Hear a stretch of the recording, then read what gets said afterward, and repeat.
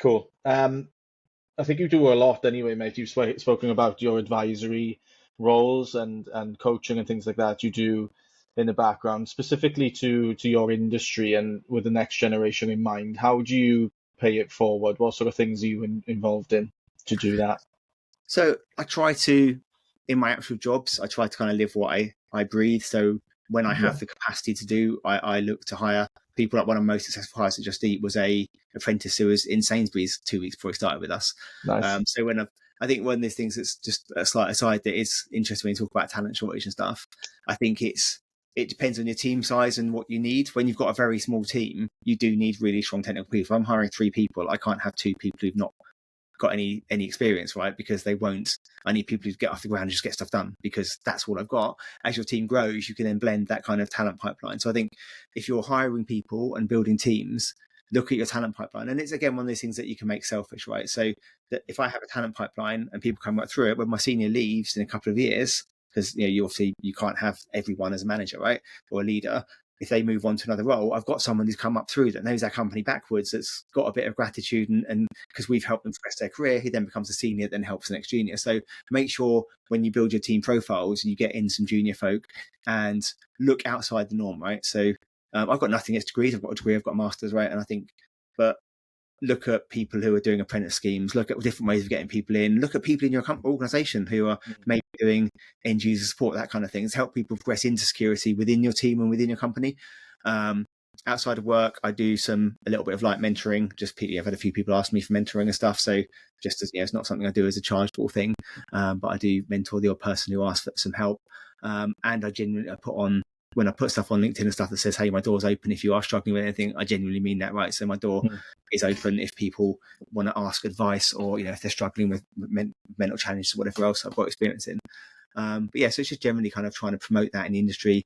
I also try and promote really good team cultures. So I think when you manage a team, you can kind of create a microcosm. So obviously there's certain things you can't do, but in a company, even if the company doesn't have the world's best culture, you can make your team really good, because right, HR and stuff have no idea what your team's doing, right? So if you want to allow a bit more flexibility and whatever else, or you want to make it, just a really friendly culture, or build that team, you can build a really strong team culture, even in an organization that's not necessarily quite there yet. And then other people see how well your team does and kind of want to follow that as well. So yes, I think most what I do outside of kind of talking and other stuff is just looking at how I can make sure I live what I breathe, and how I can offer whatever time I've got spare to help other people in the industry, give them advice, whatever else.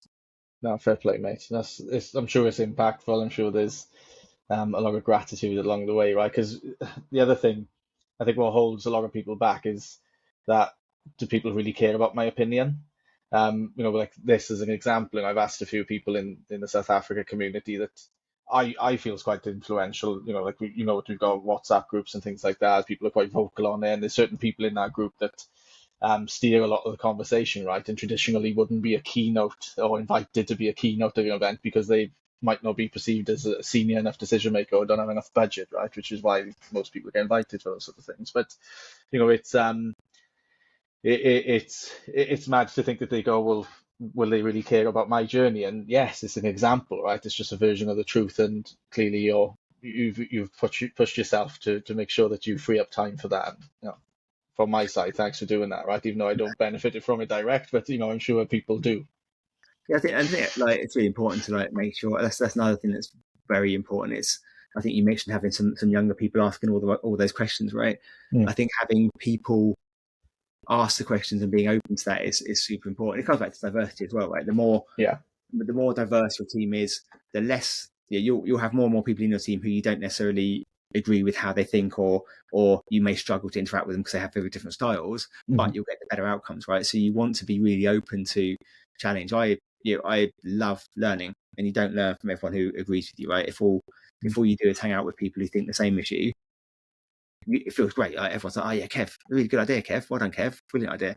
And it's like, yeah, that feels good for about a week. And then suddenly you realize that you're not progressing, you're not learning, and you've got a security program or whatever it is you're doing, but it's just one person's idea. And maybe year one, that's okay, because year one is the whole, right, let's do the basics. But as soon as you've got past that, then it becomes much more nuanced and much more, well, how do we do this? What's the best thing to do next? What's the biggest risk? What do we deal with it? Is it interesting ways of doing things? Can we automate that? Should we even be doing that just because everyone else is? All those kind of things, right? And it's sometimes people are new in the industry just ask, why are we doing that? And you're like, I don't actually know, just because it's what we always do. No matter how forward thinking you are and how much you try and learn, it's very easy because people like consistency. People like routine. It's very, there's probably very few people listening to it who haven't got some routine. Like they get the same coffee from the same place every day, or even things like how you lie in your bed when you go to sleep, or what time you go to bed, or those things. You inadvertently get a lot of routines, and it's really hard not to. So those are the same things, and you go, right, I did this in my last job. I'll come to the next job. Right, I'm going to cookie cutter that in there, and it's all good. And then someone goes, but why? And you're like, good question. Yeah.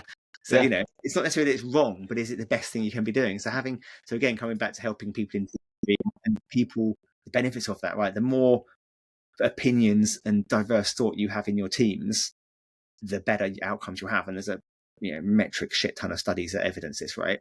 So I think if you're as a leader of whether your team's 2 people or 50 people, right? You can help with this. Make sure they're not all copies of you. Make sure they're people that you want to get on with them. You want to build a close-knit team, but there should be some division and there should be some heated debates in your team. And as long as you've got that, the maturity within your team, that once we've made a decision, we all get behind it. You can't have that person who 6 months later is still going, oh, we should have done this and I didn't agree with that. Well, no, we had the debate, had the discussion, and either because of consensus or because occasionally as a leader you have to go, no, right, we're just doing that because we need to get moving. But generally speaking, having that diversity of thought in teams and companies, just you do better, right? I'm kind of flogging the horse a little bit, but it is really important. And that's where getting people in the industry from different backgrounds, helping people come to the industry from completely different areas of the business or different companies really will pay you dividends. Might need a little bit more love to start with to get them up to speed, but as your team grows, will pay you dividends in terms of your performance. Absolutely. I think, that's again part of the projects, right? Is that we are gathering the truths of the community, right? Okay, it's opinion led, so buckets of salt with some of it, right? But I just think the industry, because of the routine of the channels for strategic growth and education out there, will go to an analyst organization as an example, right? But some treat that as gospel when it comes to what they do, right? And it's so much good work goes into the output from analysts. It doesn't necessarily mean that that's what your business needs, and that business alignment and matching that business alignment with what's out there with the trends is critical.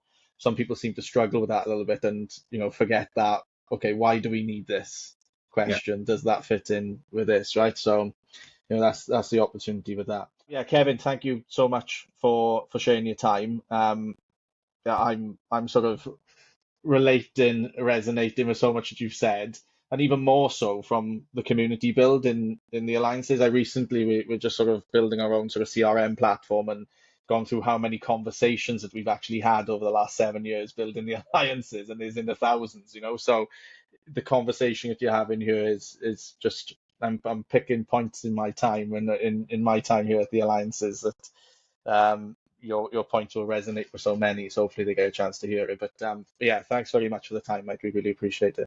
No problem. Thank you. Really enjoyed it.